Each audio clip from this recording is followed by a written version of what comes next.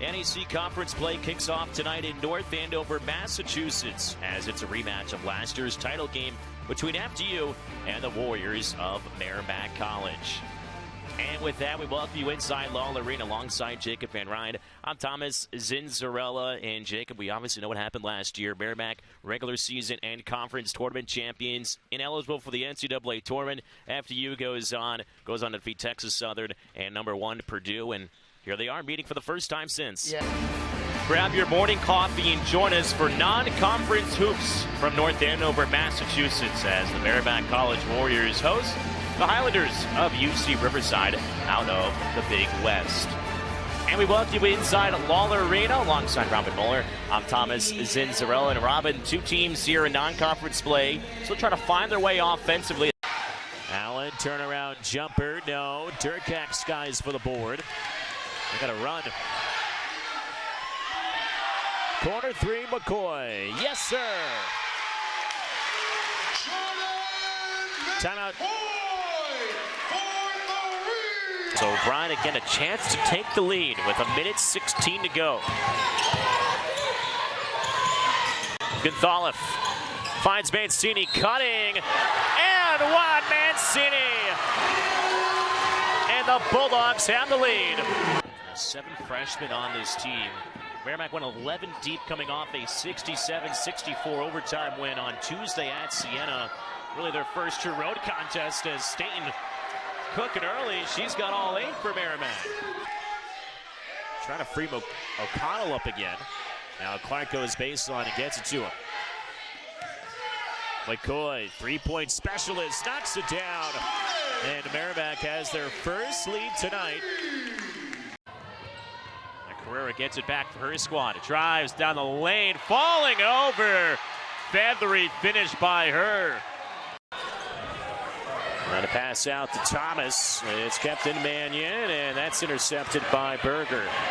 Berger in transition, leading the break, waits for support. Flanagan triple on the way. It's down. Just the way that Foreman had a quick 5 in the first half. Another freshman, and Caitlin Flanagan with a quick 5 in back-to-back possessions.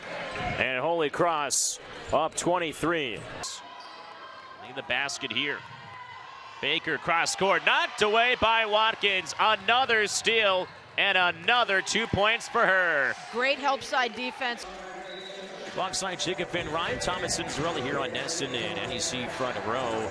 Rematch of last year's title game. A little bit the same. Last year, game that featured 11 ties, 14 lead changes. We've had 3 lead changes and 3 ties, and both teams have led by much as 4. Again, I don't see any team getting a lot of separation here tonight. I think these teams could play each other 10 times and they would split it. I think they'd each win 5. Whichever team makes the plays, whichever team values the ball. Quite frankly, for Merrimack, better job on the defensive glass, and for FDU, you got to make shots. Some sloppy turnovers, including that last one going into the break.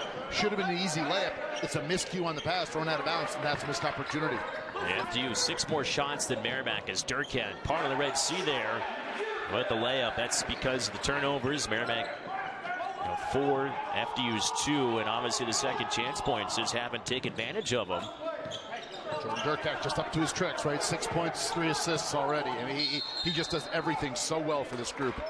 Well, they got a whistle for a foul there, but yeah, he really does. He fills up the box score quite well. And again, he's just so skilled, so smart. They love that action. They give them all to him at that right elbow, left elbow, let him go to work. He can rip with the right hand. If the help comes, he's got a pitch opportunity. It's one of their favorite sets where you just put the ball in his hands and let him go to work. And they trust him implicitly to make the right decision. And I'll tell you, a sophomore who's got a big chance, assuming health, assuming trends continue the way they're heading, to be in the conversation for Conference Player of the Year when all is said and done.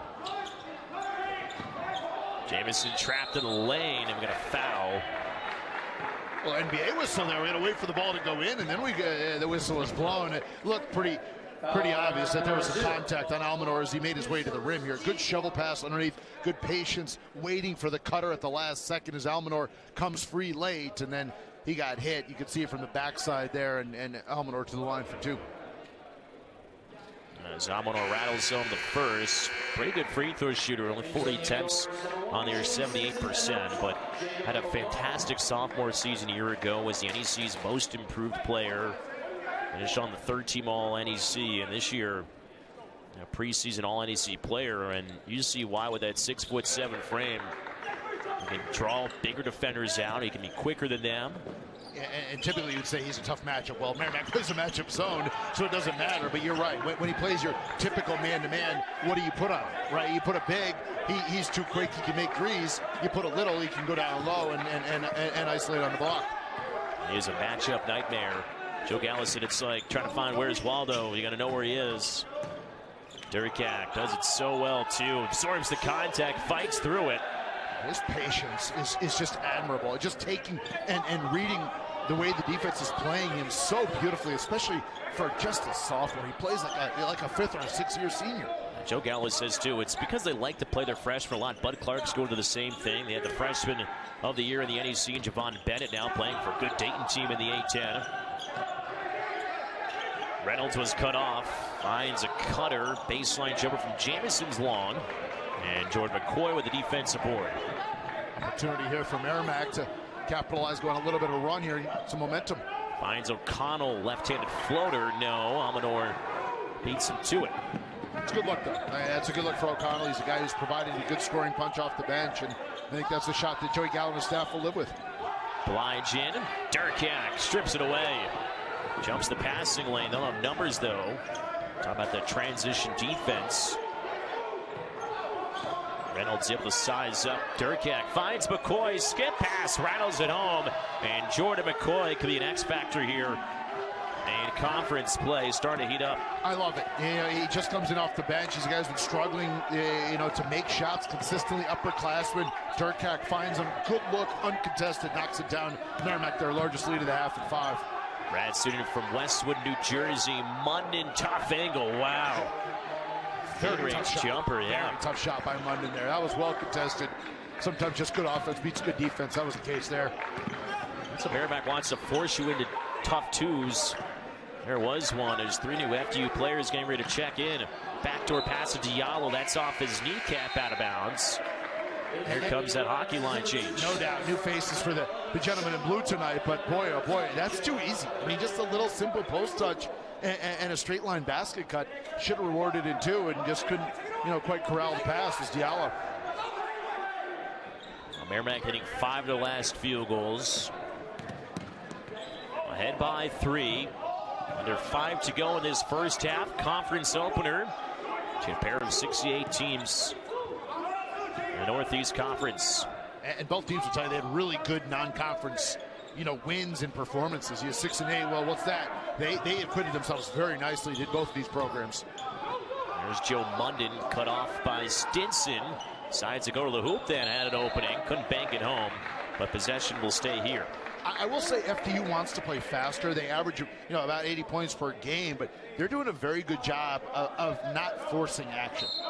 There are times, they're getting deep into possessions. I know they want to go quicker, but they're being patient and getting good looks. Just got to make them at some point. Hops up in the lane, kick outside, high arcing 3 off the back iron. Durkak swoops in. How good is that? Left-handed pass there. Diallo couldn't corral it, but Merrimack does retain possession. How about the hustle there from Terrence Brown, who's been a great defender so far. Started the season well offensively, loading at 10 points against Seton Hall. And so, kind of hit that freshman curve a little bit, Jack Cascari said. Offense has gone away, but still with his defense, you got to play him. Yeah, and he said flat out he's got a chance to be really, really special for us. So they think the world of the Minneapolis native, and he's going to be a good one for FDU in the future. Starting Jalen Stinson right now. Durkak directing traffic. Wants the one-on-one with Reynolds. Now pass. Ooh, behind the back there for Emmanuel. Reynolds waving through traffic. Good ball movement here. Got a couple of ball fakes. Another good look, but just couldn't seal the deal. But again, you chase them off the 3-point line and you force them into a long 2 after you're scrambling defensively. That's a win for Merrimack on that side. Durkak. Oh, no. Oh, did he go down very awkwardly there? Looked like he slipped on the floor.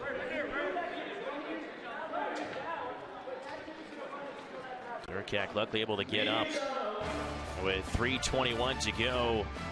Scary scene here in North Andover. Warriors do have the edge, though, by 3. 3:21 to go in this first half.